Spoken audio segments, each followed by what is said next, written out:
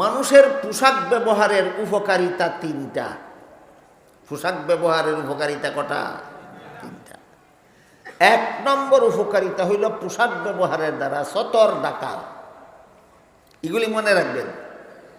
পোশাক ব্যবহারের এক নম্বর উপকারিতা সতর ঢাকা। আশা করি আপনাদের যারা নিয়মিত তাফসীর শুনেন, ওয়াজ মাহফিল শুনেন, আপনাদের অজানা থাকার কথা নয় যে পুরুষের সতরের একটা নির্ধারিত সীমানা আছে, মহিলাদের সতরের আরেকটা নির্ধারিত সীমানা আছে। পুরুষের সতর হইল নাভির থেকে হাঁটু পর্যন্ত। পুরুষের সতর কি পরিমাণ? নাভির থেকে হাঁটু পর্যন্ত।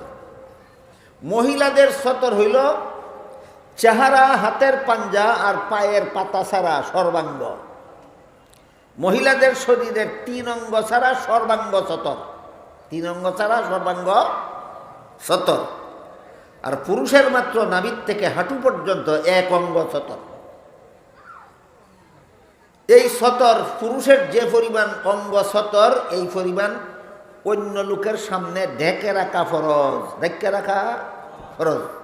মহিলাদের শরীরের যে পরিমাণ অংশ সতর, এই পরিমাণ অন্য লোকের সামনে ঢেকে রাখা ফরজ। অন্য মহিলাদের সামনেও মহিলাদের 3 অঙ্গ ছাড়া বাকি শরীরের অঙ্গ ঢেকে রাখা ফরজ। কিন্তু এক মহিলার সামনে আরেক মহিলার চেহারা ঢেকে রাখা ফরজ নয়। এক মহিলার সামনে আরেক মহিলার হাতের পাঞ্জা ঢেকে রাখা ফরজ নয়। এক মহিলার সামনে আরেক মহিলার পায়ের পাতা ঢেকে রাখা ফরজ নয়। এই মশালাটারে না বুঝিয়া অথবা বুঝে শুনে চক্রান্ত করে কিছু লোকে বিকৃত করতেছে বর্তমান সমাজে। মহিলাদের 3 অঙ্গ যে ঢেকে রাখা ফরজ নয়, দেখি নমাজের ভিতরে বলা হয়েছে না অন্য লোক, অন্য মহিলার সামনে? হ্যাঁ, অন্য মহিলার সামনে। নমাজের কথা না। 3 অঙ্গ ঢেকে রাখা ফরজ না। এই 3 অঙ্গ ঢেকে রাখা ফরজ না অন্য কোনো মহিলার সামনে গেলে। মহিলাদের নমাজে চেহারা খোলা রাখা জায়েজ আছে। মহিলাদের নমাজে হাতের পাঞ্জা খোলা রাখা জায়েজ আছে। মহিলাদের নমাজে পায়ের ফাতা খোলা রাখা জায়েজ আছে। ভিন্ন পুরুষের সামনে জায়েজ নাই। ভিন্ন পুরুষের সামনে জায়েজ নাই। আজকাল আমাদের সমাজে কিছু চরমপন্থী মুসলমানের আবির্ভাব হইতেছে। এই চরমপন্থীদের দলটার নাম হইল লামাযহাবী।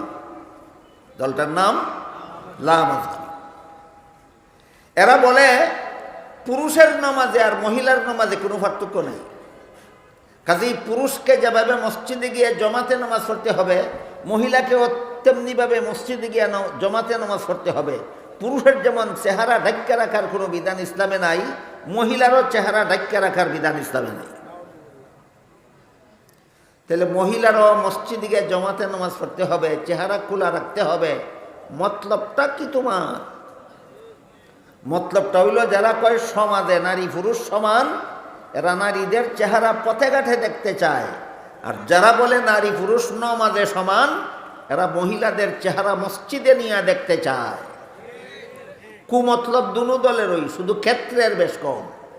এক দলে পথে ঘাটে মহিলার মুখ দেখতে চায়, আর এক দলে মসজিদে নিয়ে মহিলার মুখ দেখতে চায়। এই জন্য এই কথাটা আমাদের সকলের স্মরণ রাখা দরকার। নামাজে মহিলার চেহারা খোলা রাখা জায়েজ আছে। নামাজে মহিলার হাতের পাঞ্জা খোলা রাখা জায়েজ আছে। নামাজে মহিলাদের পায়ের পাতা খোলা রাখা জায়েজ আছে। ভিন্ন পুরুষের সামনে জায়েজ নাই। ভিন্ন পুরুষের সামনে জায়েজ নেই। আর ভিন্ন মহিলার সামনে এক মহিলার এই সতর ঢেকেই রাখতে হবে, শুধু 3 অঙ্গ খোলা রাখতে পারে। গেল পোশাকের 3 উপকারিতার 1 নম্বর উপকারিতা হইল সতর ঢাকা। পুরুষের নাভির থেকে হাঁটু পর্যন্ত ঢেকে রাখা অন্য লোকের সামনে ফরজ, আর মহিলাদের 3 অঙ্গ ছাড়া বাকিটা ঢেকে রাখা ফরজ।